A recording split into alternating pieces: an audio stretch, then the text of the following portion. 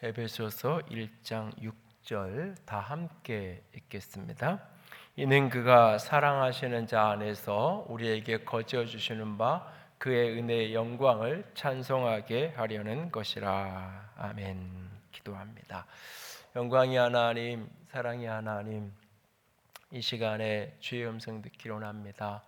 성령께서 우리 가운데 말씀하시고 연약한 종을 십자가 뒤에 가려주시고 생명이신 주님만 온전히 드러나는 복된 시간이 되게 하여 주시옵소서. 전하는 자와 듣는 자를 한 영으로 교통하게 하시고 성령께서 운행하시고 간섭하여 주시옵소서.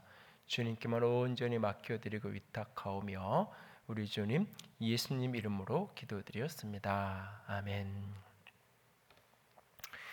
저만 그러는 줄 알았더만 목사님도 잊으시네요.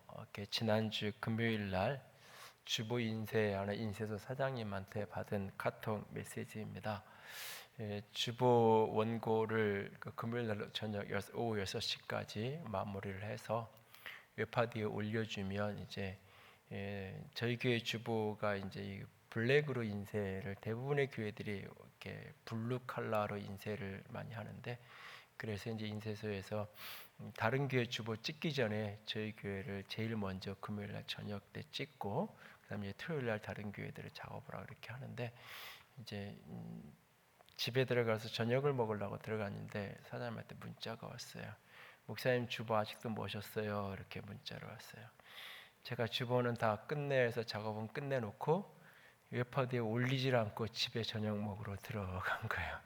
그래가지고 얼른 이제 제가 깜빡했다고 죄송하다고 10분 안에 제가 사무실 나가서 바로 올리겠다고, 그리고 이제 바로 와서 올렸더니 답장을 저한테 이렇게 준 거예요. 저만 있는 줄 알았더만 목사님도 잊으시네요. 뭐 이러면서 이제 답장을 줬는데, 요즘 이런 일이 심심치 않게 있어서 스스로 굉장히 스스로가 당혹스러울 때가 자꾸 있는데요.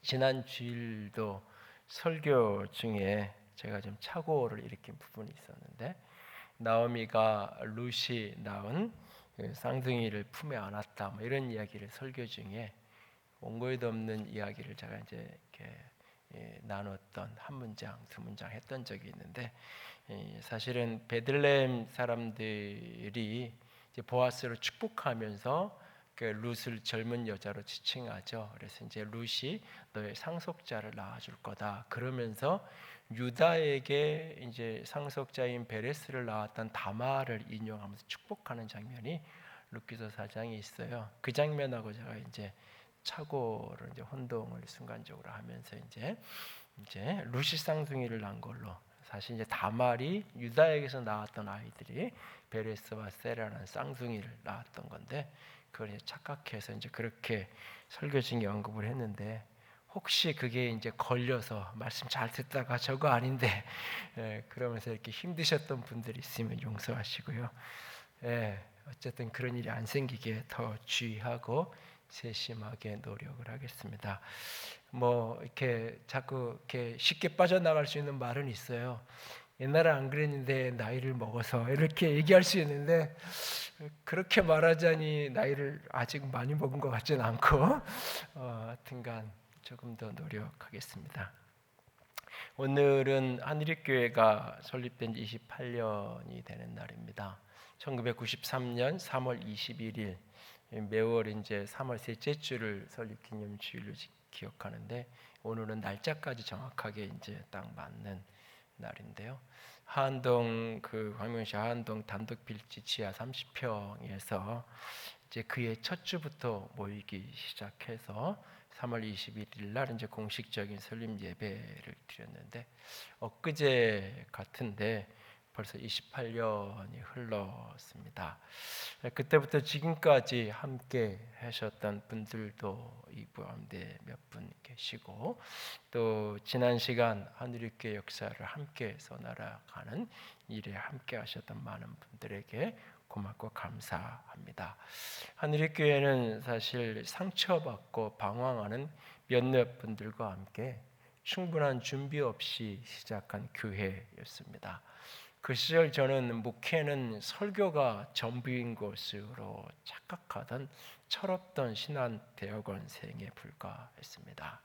그렇게 부족한 모습으로 시작된 교회가 시간 속에서 다듬어져 가고 빚어져 왔습니다. 물론 교회와 함께 저 자신도 많은 것들을 배우고 많은 변화와 성장을 경험하게 됩니다.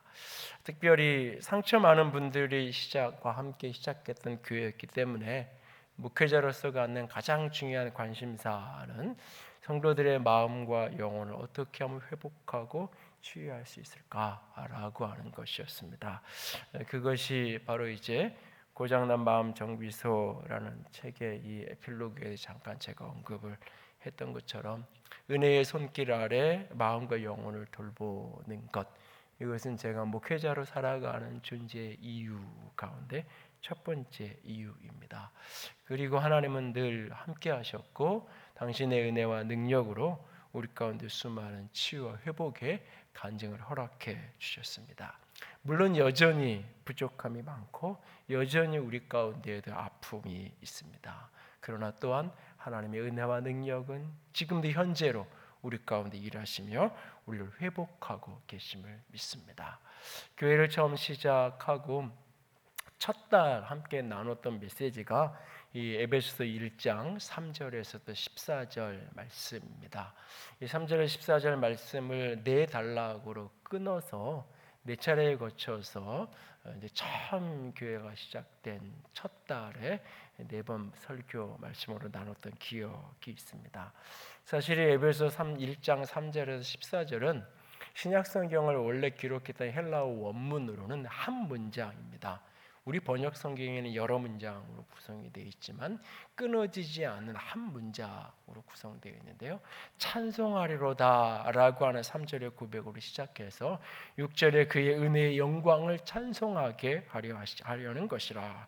12절에 그의 영광의 찬송이 되게 하려 하심이라. 14절에 그의 영광을 찬송하게 하려 하심이라 라고 이어지는 찬송과 찬양으로 가득한 한 문장의 고백의 말씀입니다. 오늘은 이 말씀을 중심으로 해서 하늘의 교회 가운데 허락하신 하나님의 은혜를 되돌아보며 찬양하며 나아가는 시간이 되기를 원합니다. 이 말씀은 분명히 우리 개인들을 향한 그리스도인들인 된 우리에게 허락되어진 그 은혜와 영광에 대한 메시지입니다. 동시에 이 말씀을 공동체를 향하여 주시는 하나님의 은혜에 대한 메시지이기도 합니다. 특별히 오늘 본문 3절을 보면 이렇게 시작이 됩니다. 에베소 1장 3절을 다 한번 같이 읽겠습니다. 찬송하리로다 하나님 곧 우리 주 예수 그리스도의 아버지께서 그리스도 안에서 하늘에 속한 모든 신령한 복을 우리에게 주시되라고 말씀합니다. 여기 하나님이 우리에게 신령한 복을 주셨다. 그것 때문에 하나님을 찬양한다라고 말합니다. 그런데 이 신령한 복은 어디에 있는 복이냐? 그리스도 예수 안에 있는 복이다라고 말하고 있어요. 그런데 이 복은 어떤 차원의 복이냐? 저 하늘의 차원의 복이다. 이 세상의 땅의 차원의 육적인 어떤 복이 아니라 하늘의 차원의 영적인 그런 신령한 복을 우리에게 주시는데 어디에서? 그리스도 예수 안에서. 누가? 예수 그리스도의 아버지 되신 하나님이 우리에게 복 주셨다. 그래서 그 하나님의 은혜의 복을 인하여서 하나님을 찬양한다, 찬송하리로다 고백으로 시작이 됩니다. 그래서 사실 이 본문은 우리에게 베푸신 하나님의 은혜에 대한 이야기지만 동시에 우리에게 베푸신 하나님의 복에 대한 이야기이기도 합니다. 그래서 크게 본문 속에 세 가지 하나님이 우리에게 허락하신 복에 대한 이야기, 하나님이 우리 가운데 허락하신 은혜의 영광을 오늘 본문은 담고 있는 것을 보게 됩니다. 오늘 본문을 통해서 그리스도인이 마땅히 찬양하며 살아가야 될 은혜의 영광 세 가지는 무엇인지, 우리 개인뿐만 아니라 교회 공동체로 우리 가운데 허락하신 하나님의 은혜, 하나님의 축복 세 가지는 무엇인지 그것을 살피며 그것으로 인하여서 하나님을 향하여 찬양하고 예배하고 노래하며 살아가는 그리스도인이 되기를 원합니다. 첫 번째로 그리스도인들이 마땅히 찬양하며 나아가야 될 하나님의 은혜의 영광은 우리를 사랑으로 택하심을 찬양하며 나아가야 합니다. 첫 번째 우리가 받은 복, 첫 번째 우리에게 허락된 하나님의 은혜는 예수 그리스도 안에서 사랑으로 우리를 택하셨다라고 하는 사실입니다. 오늘 에베소서 1장 4절에서 6절 말씀을 보십시오. 4절에 보면 우리를 택하셨다라고 말하고 있고 5절에 보면 우리를 예정하셨다라고 말씀하고 있는데 오늘 4절에서 6절까지를 한번 같이 읽겠습니다. 곧 창세전에 그리스도 안에서 우리를 택하사 우리를 사랑 안에서 그의 앞에 거룩하고 흠이 없게 하시려고 그 기쁘신 뜻대로 우리를 예정하사 예수 그리스도로 말미암아 자기의 아들들이 되게 하셨으니 이는 그가 사랑하시는 자 안에서 우리를 거저 주시는 바 그의 은혜의 영광을 찬송하게 하려는 것이라. 하나님이 우리를 택하셨다. 하나님이 우리를 예정하셨다. 어떻게? 그리스도 안에서 예수 그리스도로 말미암아 그의 사랑하시는 자 안에서. 왜? 무엇 때문에? 하나님의 사랑 때문에, 하나님의 기쁘신 뜻 때문에. 무엇을 위해서? 우리를 하나님 앞에, 당신 앞에 거룩하고 흠없게 하시려고, 우리를 자기의 아들들이 되게 하시려고, 우리를 거저 주시는 바 그 은혜를 찬양하는 자가, 찬송하는 자가 되게 하시려고 하나님이 우리를 택하셨다, 부르셨다, 예정하셨다라고 말씀하고 계세요. 우리의 구원이, 우리가 하나님의 자녀됨이 나의 노력과 나의 수고와 나의 희생과 헌신이 아니라 하나님의 전적인 주권, 하나님의 전적인 택하심 가운데 있다. 우리의 자격에 구원받음이 있는 것이 아니라 하나님의 전적인 선택과 부르심이 나의 구원이 있다라고 말씀하고 있는 것입니다. 저는 장로교 신학이 갖는 여러 맹점들을 누구보다 잘 알고 있습니다. 그래서 그 맹점과 약함을 어떻게든 보완하기 위해서 신학적인 스펙트럼을 하나 할 수만 있으면 넓게 가지려고 노력합니다. 그러나 동시에 내가 장로교 목사인 것에 대해서 나는 한없는 자랑과 긍지를 가지고 살아갑니다. 그 가장 중요한 이유가 온다는 장로교 신학의 핵심이 하나님의 전적인 주권, 하나님의 전적인 부르심과 택하심 가운데 내가 서 있다는 말씀, 그것이 장로교 신학의 핵심이기 때문에 그래요. 하나님이 우리를 전적인 주권으로 부르신 하나님의 전적인 주권. 그래서 장로교 신학자들이, 교인들이 가장 사랑하는 말씀 중에 하나가 요한일서에 너희가 하나님을 사랑한 것이 아니라 하나님이 너희를 먼저 사랑하셨다. 내가 하나님을 먼저 사랑했고 내가 하나님을 믿었던 것이 아니라 하나님이 나를 먼저 사랑하셨고 하나님이 나를 먼저 선택하셨다는 사실, 이것이 얼마나 신앙적인 안정감을 가져다주고 신앙적인 평안함을 가져다주는지 모릅니다. 신앙생활을 하다 보면 내가 참 열정적으로 주 앞에서 교회 나가는 게 너무 행복하고 참 열정적으로 신앙하던 어떤 시즌을 지나갈 때가 있어요. 그런가 하면 내 마음이 힘들고 회의와 절망과 좌절 속에 어두움의 깊은 침륜 속에 빠져들어갈 때가 있어요. 구원의 모든 근거가 내 믿음에 있고 내 자격에 있고 내 수고와 헌신이 있을 때는, 내가 무언가를 잘할 때는 참 내가 구원받은 하나님의 자녀고 하나님의 백성이라는 확신이 가득하지만, 때로 그렇지 못할 때, 내가 흔들리고 연약할 때는 진짜 내가 구원을 잃어버리는 게 아닌가, 내가 버림받는 게 아닌가, 이런 어떤 모습들이 회의와 절망을 넘어서 불안함으로까지 나아가는 경우가 종종 있어요. 그러나 하나님이 나를 선택하시고 하나님이 나를 택하셨다는 그 사실, 내가 이 모양인 것, 내가 이 정도밖에 안 되는 것, 그래서 나는 구원받는 자격 없다고 생각하는 그 순간조차도 하나님은 내가 너 그런 줄 알았어, 네가 그 순위인 거, 네가 그 모양을 알고도 나는 너를 선택했고 나는 너를 불렀어. 내가 죄인 될 때, 내가 나와 원수짓하고 있을 때, 내가 연약한 그때에 그 모습 그대로 내가 먼저 너를 사랑했고 내가 너를 먼저 선택했다라고. 이 말씀은 내 안에 내 연약함에도 불구하고 때로는 내 안에 있는 수많은 절망과 회개의 순간조차도 하나님을 향하여 찬양할 이유가 있고 다시 돌아올 수 있는, 내가 멀리 떠났다가도 다시 돌아올 수 있는 근거가 하나님이 나를 먼저 사랑하시고 하나님이 나를 먼저 부르셨다는 사실이에요. 그래서 데살로니가후서 2장에서 사도는 교회를 향하여 이런 고백을 합니다.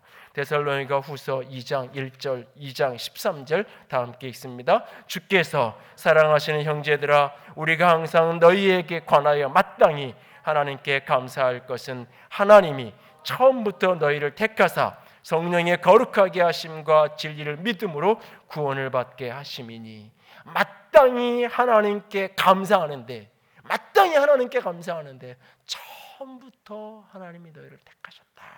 어떻게? 성령의 거룩하게 하심으로, 어떻게? 진리를 믿음으로 하나님이 우리를 택하셨다. 그 방법으로 택하셨다. 그래서 우리를 구원하셨다라고 말씀하고 계세요. 이것이 우리에게 얼마나 평안과 안정감을 가져다 주는지 모릅니다. 내가 하나님을 사랑하기 이전에 그가 나를 전적인 사랑으로, 전적인 주권적인 뜻으로 나를 택하셨습니다. 무엇을 위해서? 우리를 구원하기 위해서. 무엇을 위해서? 거저 주시는 은혜를 찬양하도록 하기 위해서. 무엇을 위해? 하나님의 아들들이 되게 하시려고. 여기에서 중요하게 우리가 놓치지 말아야 될 포인트 하나가 있어요. 하나님이 우리를 구원하신 택하신 목적이 하나님의 아들 되게 하는 것, 이걸로 끝나지 않고, 이렇게 표현하지 않고 하나님의 아들들이 되게 하셨다라고 말씀. 하나님의 아들들과 딸들이 되게 하시려고, 하나님의 자녀들이 되도록 하기 위해서. 그러니까 나 한 사람만 그렇게 구원하는 것이 아니라 우리를 구원해서 하나님의 공동체로, 하나님의 가족으로 세우기 위해서 우리를 부르셨다는 사실이에요.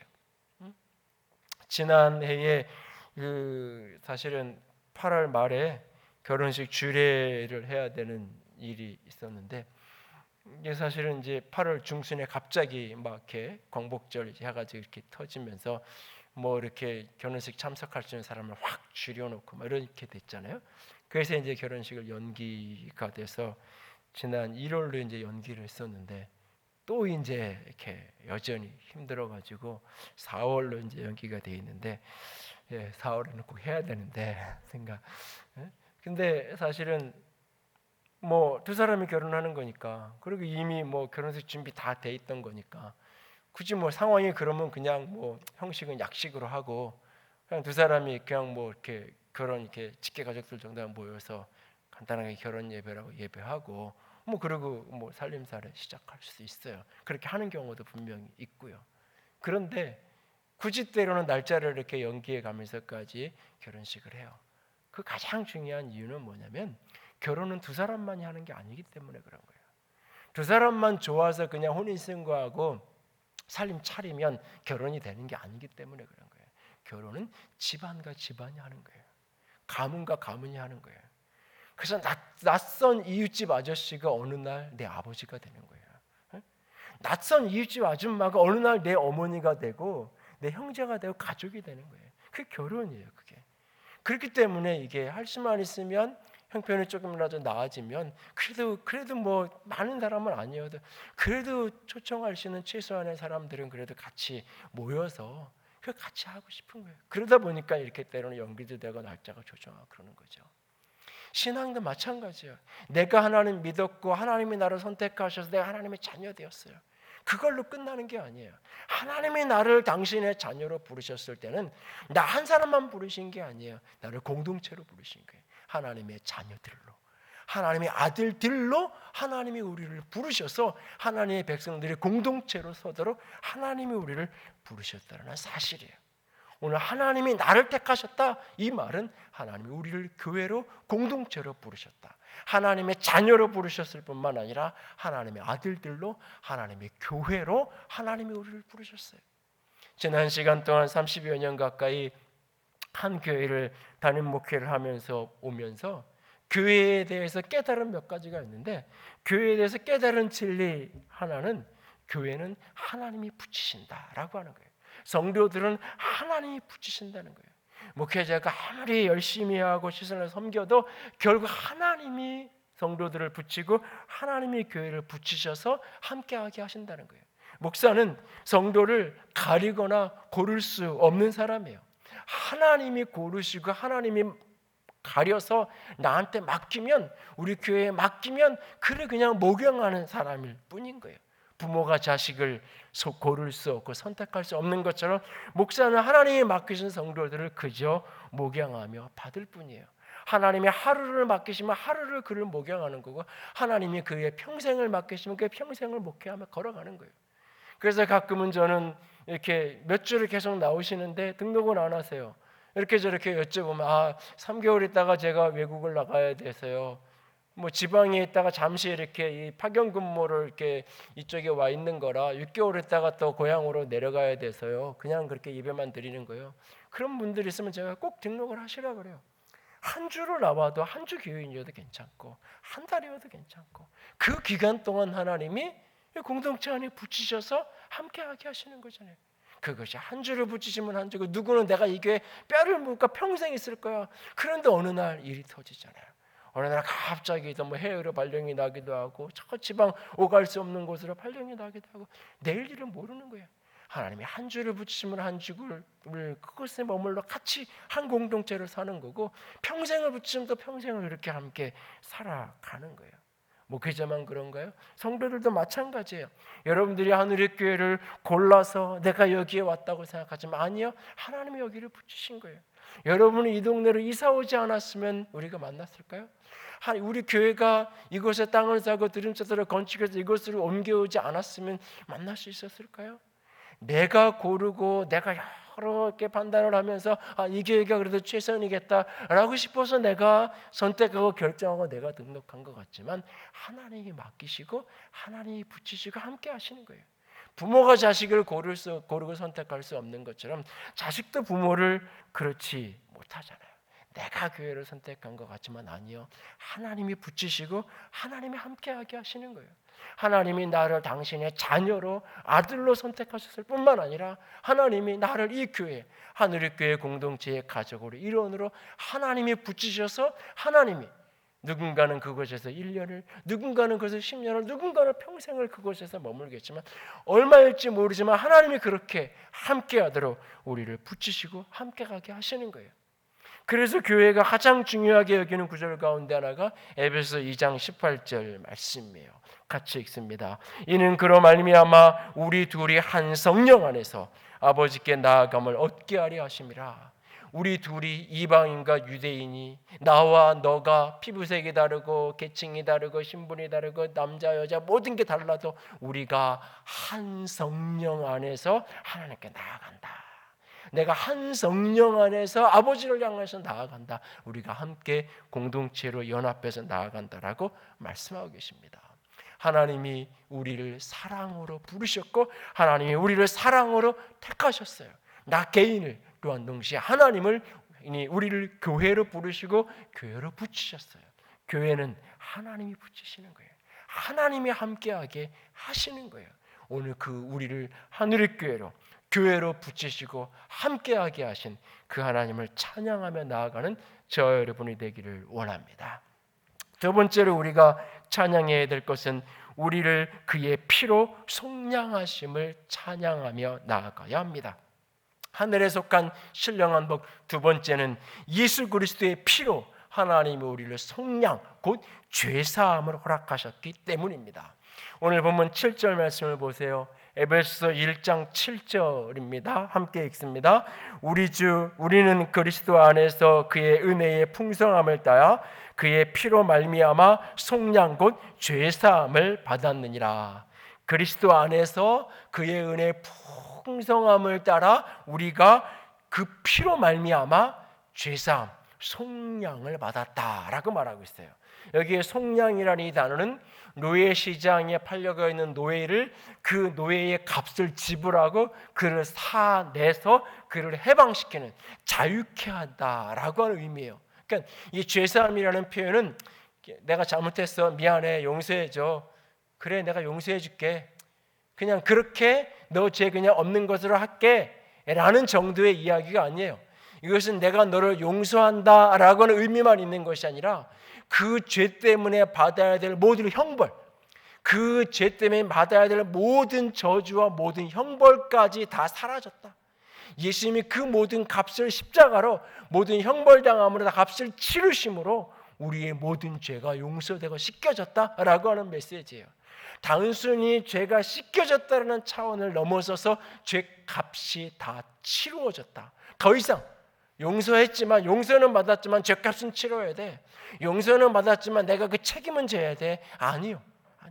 그 모든 것을 예수님께서 십자가로 다 짊어지시고 다 감당하셨다는 사실이에요. 그것이 속량하셨다는 말씀의 의미예요. 예수 그리스도 안에서 하나님이 우리를 그렇게 속량하시고 우리의 모든 죄를 씻기셨어요.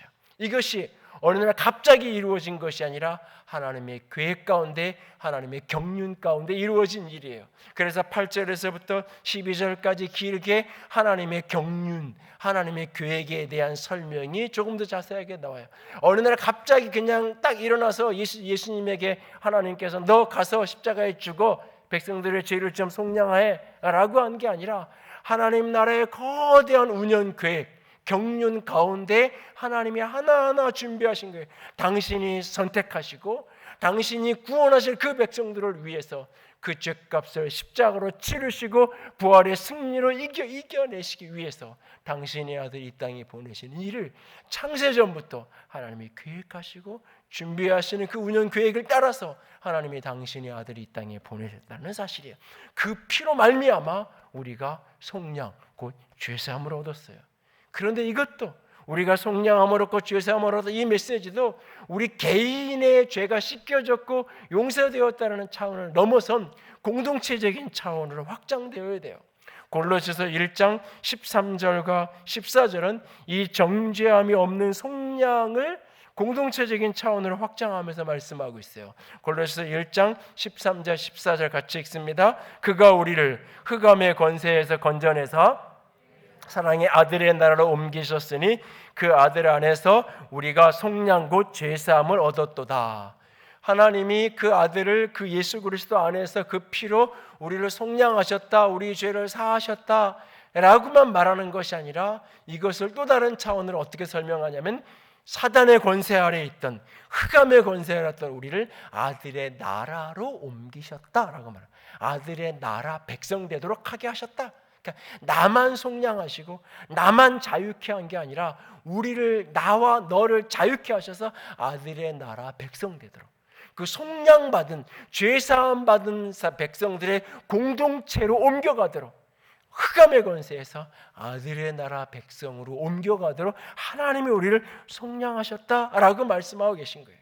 그래서 하나님은, 예수님은 그 피로 우리 개인의 죄를 속량할 뿐만 아니라 그 핏값을 지불함으로 교회를 정결하게 하시고 교회를 거룩하게 하시고 교회를 깨끗하게 하시는 거예요. 그게 에베소서 5장 26절 27절 말씀에 언급되고 있어요. 에베소서 5장 26절 27절 역시 또 같이 읽습니다. 이는 곧 물로 씻어 말씀으로 깨끗하게 하사 거룩하게 하시고 자기 앞에 영광스러운 교회를 세우사 티나 주름 잡힌 것이나 이런 것이 없이 거룩하고 흠이 없게 하려 하심이라 라고 말씀하세요. 바로 앞에 25절에 부부관계를 이야기하는 것 같은 그 문맥 속에서 그리스도께서 교회를 사랑하사 교회를 위하여 자기를 주셨다라고 말하고 있어요. 교회를 사랑하셔서 교회를 위해서 자기 줄 주셨어요. 자기 핏값을 지불하셨어요. 왜? 교회를 물로 씻어 말씀으로 정결하게 하시고 깨끗하게 하셔서 하나님 앞에, 당신 앞에 거룩하고 흠없는 온전한 영광스러운 교회로 세우기 위해서 그렇게 핏값을 지불하셨다라고 말씀하고 계세요. 예수 그리스도의 십자가의 그 피 흘리심은 나 개인의 죄를 씻으시는 사건일 뿐만 아니라 우리를, 교회를 거룩하게 하시고 영광스러운 교회로 세우시는 그분의 역사예요. 지난 시간을 목회하면서 깨달은 교회에 대한 또 하나의 진리는 교회는 보화를 담은 질그릇과 같다는 사실이에요. 질그릇, 그것도 이렇게 이가 다 나가서 그런 질그릇, 때로는 여기저기 이렇게 금이 가서 테이프나 본드로 덕지덕지 붙여 있는 그런 질그릇. 누군가는 보면 이거 뭐해, 뭐 어디다 써, 뭐 갖다 버려라고 하시는 그런 질그릇. 그런데 버리면 안 되는, 왜? 그 안에 보물이 들어있어서, 그 안에 너무너무 값진 보화가 들어있기 때문에 버릴 수 없는 질그릇. 이것이 바로 교회. 교회에 수많은 흠이 있고 연약함이 있음에도 불구하고 이 교회는 여전히 그리스도의 몸이고, 여전히 이 교회의 머리는 그리스도고, 여전히 보화 대신 그리스도를 담은 공동체가 교회이기에 교회는 수많은 흠과 연약함에도 불구하고 버리면 안 되는, 여전히 소중하게 갖고 와야 되고 여전히 소중하게 품어야 하는 보화를 담은 질그릇, 여전히 사랑해야 하는 질그릇, 그것이 바로 교회인 거예요. 한 번쯤 들어보셨을 거예요. 40대의 아들이 주일날 아침에 교회를 가야 되는데 교회를 가기 싫어서 민기적거리고 있어요. 60이 넘어 70이 다 된 어머니가 아들에게 그래도 교회 가야지라고 하면서 흔들어 깨우면서 교회 가라고 설득을 합니다. 아들이 오늘은 교회 진짜 가기 싫다고 교회 가기 싫은 이유를 한 가지 한 가지 이야기하기 시작해요. 나도 이렇게 휴일날 좀 늦잠 시컨 자고 잠 좀 시컨 자고 싶다고. 두 번째 이유는 그 교회만 가면 자꾸 귀가 귀에 거슬려서 성가다가 왜 이렇게 화음도 안 맞고 부여파하며 너무 듣는 게 힘들다고. 그리고 진짜 중요한 세 번째 이유는 대표기도만 하면 왜 창세기부터 요한계시록까지 다 이야기하시면서 왜 이렇게 길게 대표기도를 하는지 모르겠다고. 싫어서 나는 가고 싶지 않다고. 어머니가 아들을 설득합니다. 그래도 교회는 가야지. 교회는 가기 싫다고 안 가고 가기 좋다고 가고 그런 데가 아니란다. 그래도 가야지. 네가 그 교회 담임 목사잖아. 그러더래요.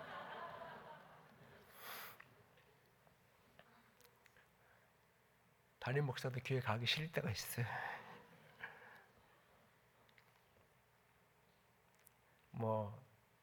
때때로 찾아오는 건 아니지만 지난 30여 년을 되돌아보면 어떤 때는 여러분도 교회 생활하면서 상처받고 실망할 때가 있지만 목사는 그럴 때가 없겠어요. 이 앞에서 설교한다는 게 도대체 무슨 의미가 있을까?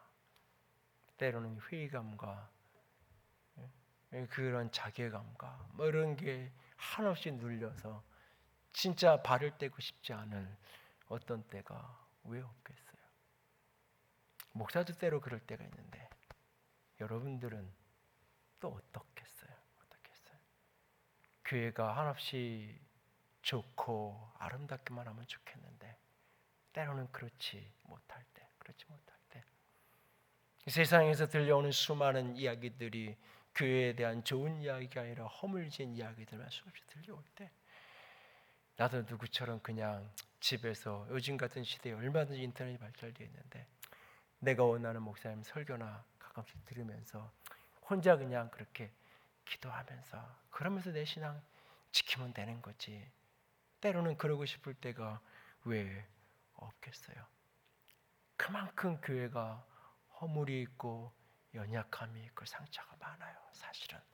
그럼에도 불구하고 우리는 교회를 버릴 수가 없어요. 왜?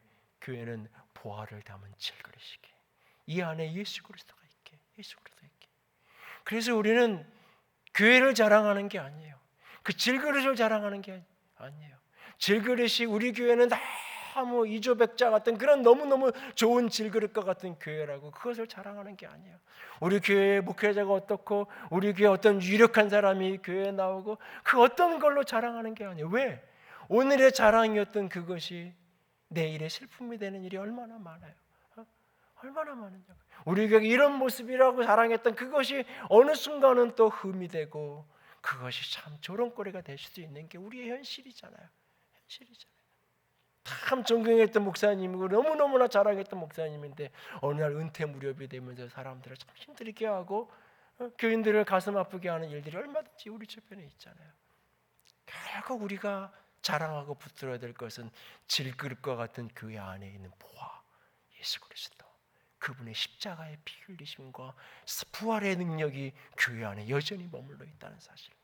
교회는 여전히 흠있고 이가 다 나간 그런 질그릇이지만 그럼에도 불구하고 주님께서 이 교회가 내 몸이라고 말씀하고 계시고 내가 이 교회의 머리라고 말씀하시고 내가 핏값을 지불하고 이 교회를 샀다고 주께서 말씀하시고 내가 교회를 사랑하여 교회를 위해 나를 내어주었다고 주께서 말씀하시고 내가 오늘도 이 교회를 거룩하게 하고 내가 오늘도 이 교회를 정결하게 시키기 위하여서 오늘도 내가 일하고 있다고 말씀하시기에 수많은 허물과 연약함에도 우리는 그 교회를 끌어안고 교회를 사랑하며 걸어가는 거예요. 교회는 보화를 담은 질그릇이기 때문에 오늘도 주님이 우리를, 내 개인을 정결케 하고 나를 속량하시기 위해서 피를 흘렸을 뿐만 아니라 교회를 영광스러운 교회를 거룩한 공동체로 세우기 위하여 그가 십자가의 핏값을 지불하셨어요. 그 주님으로 인하여 찬양하며 노래할 수 있기를 원합니다. 세 번째로 우리가 기억해야 될 것, 그리고 하나님을 찬양해야 될 것은 우리를 성령으로 인치심을 찬양하며 나아가야 합니다. 하늘에 속한 신령한 복 세 번째, 우리에게 주신 세 번째 은혜는 복음 안에서 우리를 성령으로 인치셨다는 사실이에요. 아버지는 우리를 택하셨고 아들은 우리를 핏값으로 속량하셨고 성령은 우리를 인치셨어요. 본문 13절 말씀 가서 보세요. 에베소 1장 13절 다 같이 읽습니다. 그 안에서 너희도 진리의 말씀 곧 너희의 구원의 복음을 듣고 그 안에서 또한 믿어 약속의 성령으로 인치심을 받았으니 이는 우리 기업의 보증이 되사, 우리를 기업의 보증이 되도록 하기 위해서 그렇게 하셨다라고 말해요. 우리가 구원의 복음을, 진리의 말씀을 듣고 내가 믿을 때에 성령이 나를 인치셔서 나를 기업의 보증, 하나님의 상속자라는 증거를 우리에게 주셨다. 성령이 우리를 인치셨다라고 말씀하고 계세요. 인쳤다, 도장 찍었다, 이건 넌 내 거야 라고 하는 의미예요. 넌 내 거야 라고 하는 이 말이, 넌 내 거야, 그러니까 너는 네 맘대로 하면 안 돼, 내 맘대로 할 수 있어, 너는 내 종이야, 내 노예야 라고 하는 의미가 아니에요. 넌 내 거야 라고 하는 말은 내가 너 이제 책임질 거야, 내가 너를 지킬 거야, 너는 내 거니까 어떤 위기와 어려움과 사단의 공격이 있어서 내가 너를 지키고 내가 너를 붙들고 갈 거야 라고 하는 약속의 보증인 거예요. 내가 영원토록, 내가 예수 그리스도를 믿고 구원의 복음을 듣고 믿어 구원받은 너의 구원을 내가 영원토록 내가 책임져 줄 거야. 내 나라가 이르는 그날까지 내가 너를 거룩하게 영광스럽게 붙들고 갈 거야. 너는 내 거야. 내가 너를 지키고 보호할 거야 라고 하는 말씀이에요. 고린도후서 1장 21절 22절 같이 읽습니다. 우리를 너희와 함께 그리스도 안에서 굳건하게 하시고 우리에게 기름을 부으신 이는 하나님이시니 그가 또한 우리를 인치시고 보증으로 우리의 마음에 성령을 주셨느니라. 우리를 기름 부으시고 구원의 보증으로 성령을 주셨어요. 인치셨어요. 주님이 우리를 왜 구원을 책임지실 거예요. 우리의 구원뿐만 아니라 당신의 교회를 그분께서 지켜 가실 거예요. 그래서 교회는 성령 안에서 함께 지어져 가는, 함께 만들어져 가는, 함께 건축 공사 중에 있는 공동체, 그것이 교회다라고 말하고 있어요. 지난 시간을 살아오면서 교회에 대해서 깨닫는 겁니다. 교회는 하나님이 붙이시는 거예요. 성도는 하나님이 내게 붙이시고 하나님이 함께하게 하시는 거예요.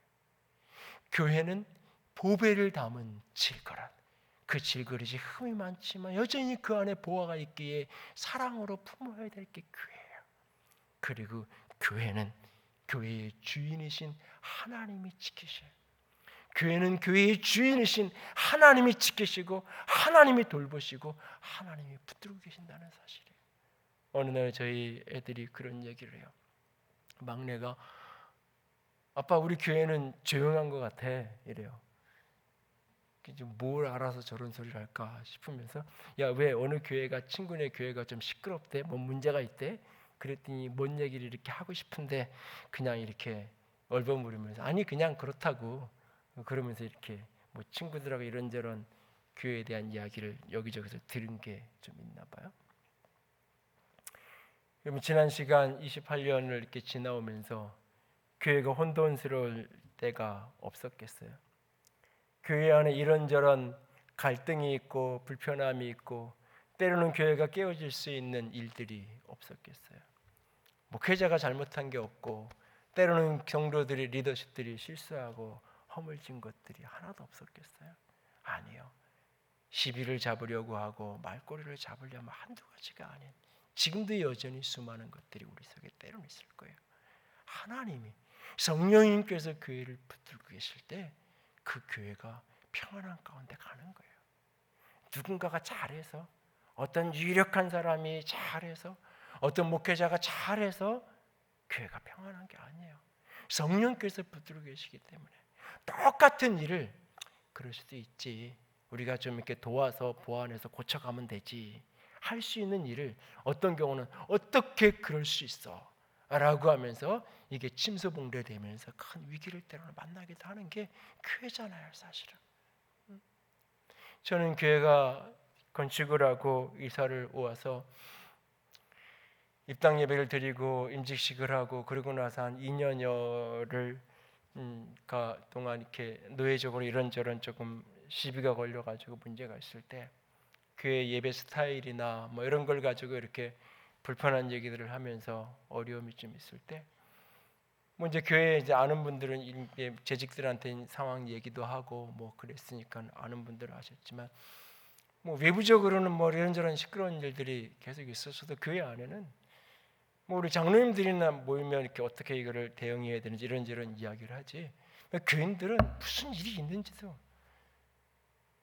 그냥 평안하게 우리가 갈 수 있었던 이유, 하나님이 붙들고 계시기 때문에 그래요.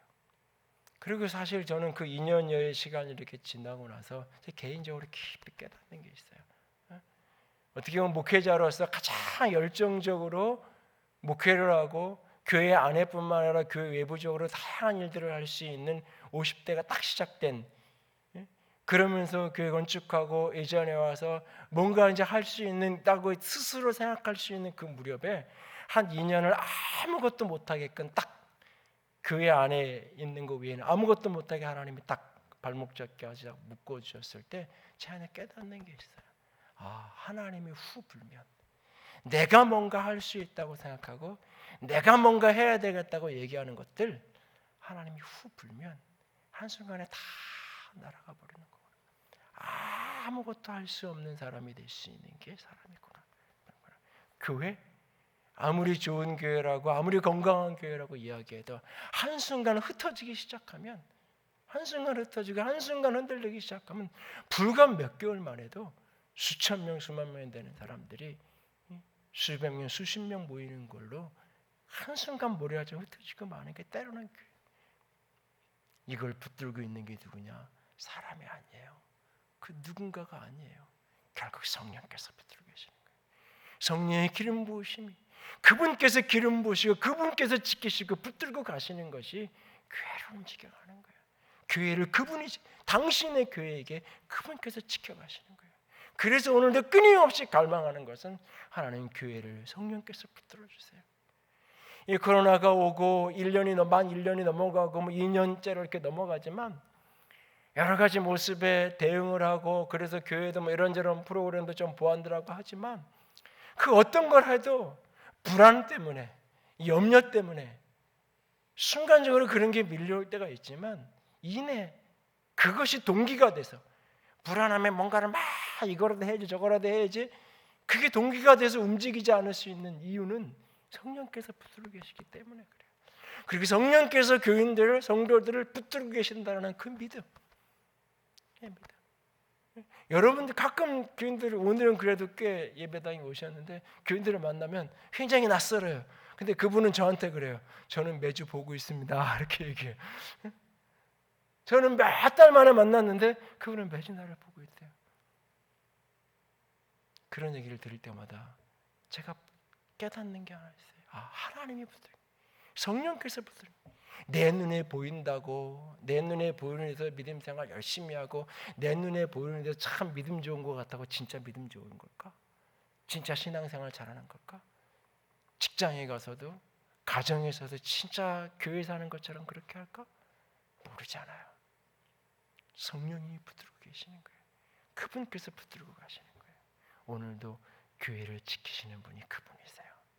우리를 인치셔서 구원의 그날까지 우리의 영혼을 보증하시고 지키시고 함께 하시는 그분께서 우리 한 사람뿐만 아니라 교회를 그렇게 붙들고 지키시고 그분이 이끌고 가신다는 사실이에요.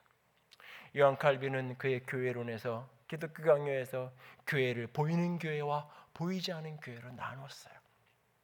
이 신학 개념을 오해하는 사람은 보이는 교회, 이 지상에 있는 우리가 다니는 이 교회가 있고 보이지 않는 역정인 하늘의 차원의 하나님만 하신 어떤 교회가 있다라고 오해해요. 아니요.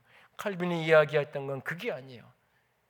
한 건물이 구름이 이렇게 덮여 있으면, 산이 이렇게 있는데 구름이 덮여 있으면 밑에서 보면 아래, 구름 아래에 있는 거 분명히 보이는데 구름 저 너머에 있는 것은 보이지 않아요. 마치 그런 것처럼 교회는 한 교회예요. 보이는 교회와 교회, 보이지 않는 교회는 한 교회예요. 근데 우리의 눈에 우리는 보이는 교회를 경험하고 있을 뿐이에요. 우리가 보이는 경험하는 교회는 때로는 허물 있고 연약함이 있고, 때로는 그 안에서 썩은 냄새나는 인간의 냄새가 나타나기도 할 때가 때로는 있어요. 우리의 눈에 보이는 교회는 그래서 한없이 좋을 때도 있지만 한없이 힘들 때도 있어요. 그런데 이 교회를 그분께서 말씀하세요. 이 교회가 내가 거하는 집이라고, 이 교회가 내 몸이라고, 이 교회의 머리가 나라고 내가 교회를 붙들고 가고 있다라고 주께서 말씀하고 계세요. 오늘 주님이 교회를 사랑하셔서 자기를 주신 것처럼 오늘도 우리도 그렇게 교회를 사랑하고 붙들고 나아갈 수 있기를 원합니다. 주님이 나를 구원으로 부르셨던 것처럼, 택하신 것처럼 우리를 교회로 택하심을 찬양하기 원합니다. 주님이 나를 속량하셨을 뿐만 아니라 교회를 영광스러운 교회로 세우심을 찬양하기 원합니다. 주님이 인치셔서 나의 영혼을 책임지실 뿐만 아니라 주님께서 이 교회를 지키심을 찬양하며 노래하며 나아갈 수 있는 저와 여러분이 될 수 있기를 주님의 이름으로 부탁을 드립니다. 함께 찬양합시다. 우리에겐 소원이 하나 있네. 주님 다시 오실 그날까지 우리 가슴에 새긴 주의 십자가 사랑, 나의 교회를 사랑케 하네. 함께 찬양하며 고백합니다. 우리에겐 소원이 하나 있네. 주님 다시 오실 그날까지 우리 가슴에 새긴 주의 십자가 사랑, 나의 교회를 사랑케 주의 교회를 향한 우리 마음, 희생과 포기와 가난과 고난, 하물며 저 죽음조차 우리 막을 수 없네. 우리 교회는 이 땅에 임하 교회에게 예배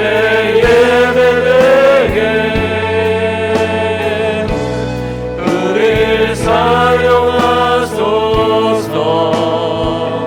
진정한 부흥의 날 오늘 임하도록 우리 사용하소서. 우리에겐 소원이 하나 있네. 주님 다시 오실 그날까지, 주님 다시 오실 그날까지 우리 가슴에 새긴 주의 십자가 사랑, 주의 십자가 사랑, 주의 교회를 사랑해 하네. 주의 교회를 향한 우리 마음, 주의 교회를 향한 우리 마음, 희생과 포기와 가난과 고난, 하물며 죽음조차 우릴 막을 수 없네. 우리 교회는 이 땅에 교회를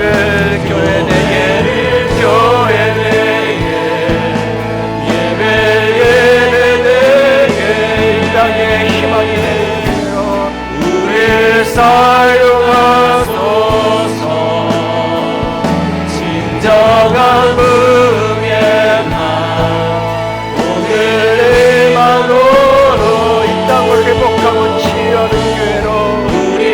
사용하소서.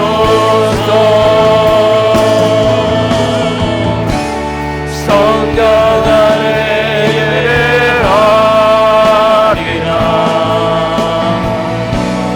자유의 마음으로 사랑으로 사용하리라.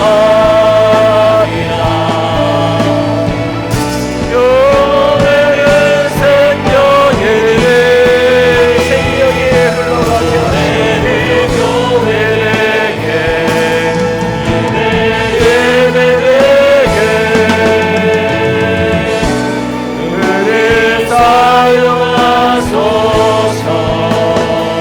진정한 무게가 오늘의 만으로 은혜 사용하소서.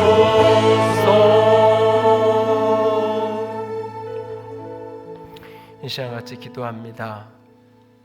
그리스도께서 교회를 사랑하시고 그 교회를 위하여 자신을 주신 같이 하라. 우리를 하나님의 자녀로 부르신 주님은 우리를 교회로 부르셨습니다. 우리를 위하여 십자가의 피 흘림으로 속량하신 주님은 오늘 교회를 영광스러운 교회로 세우시기 위하여 오늘도 핏값을 지불하셨다 하십니다. 우리를 성령으로 인치시고 지키시는 주님은 내가 내 교회를 지킨다. 내가 내 교회의 머리요 교회는 내 몸이라 라고 주께서 말씀하십니다. 주님 당신의 교회가 영광스러운 교회로 세워지기를 원합니다. 주님이 교회가 생명으로 가득하기 원합니다. 주님 교회 안에 주의 역사가 가득하기를, 내가 그렇게 교회를 사랑하고 또 사랑하는 자가 되기를 원합니다. 함께 기도합니다. 사랑의 하나님, 영광의 하나님, 주님만을 바라봅니다. 주의 영광을 바라보며 주의 생명을 바라봅니다. 주님 아버지의 영광으로, 아버지의 사랑으로 아버지 가득 우리를 이끌어 주시옵소서. 예수의 영광의 하나님, 예수의 사랑의 하나님, 우리를 이끌어 주시옵소서. 아버지의 빛으로 덮으시옵소서. 아버지의 사랑으로 덮으시옵소서. 아버지의 거룩한 영광으로, 아버지의 거룩한 사랑으로, 아버지의 거룩한 빛으로 아버지 나를 붙드시고 우리를 붙들어 주시옵소서.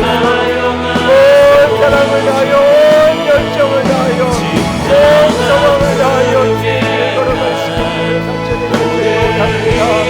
주여 받아 주시옵소서. 교회를 사랑하게 하시고, 교회를 사랑하게 하시고, 그의 영광을 높여서 주의 아름다운 성령이 사랑될 수 있도록 아버지 나의 온 마음이, 나의 온 영이, 나의 온 힘이 주님의 세례받은 주님을 끝내볼 수 있도록 아버지 우리를 믿어주시옵소서. 아버지 신령으로 사랑으로 아버지 교회를 교회되게 하여 주시옵소서. 교회를 교회되게 하여 주시옵소서.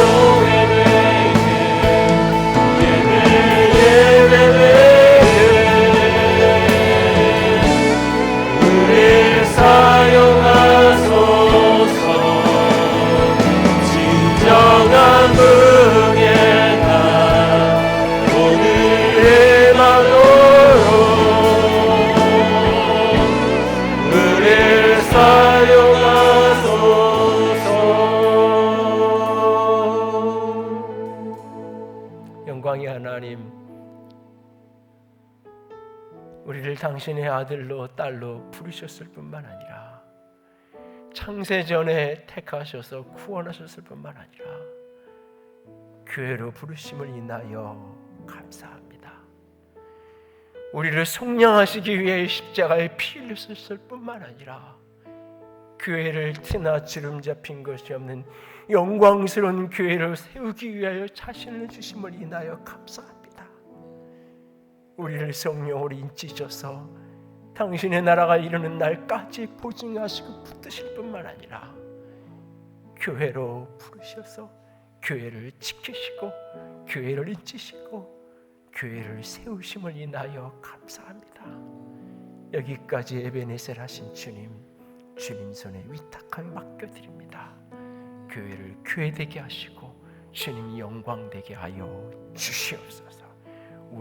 나를 사용하여 주시옵소서. 주님 찬양합니다. 주님만 바라봅니다. 우리 주님 예수님 이름으로 기도드렸습니다.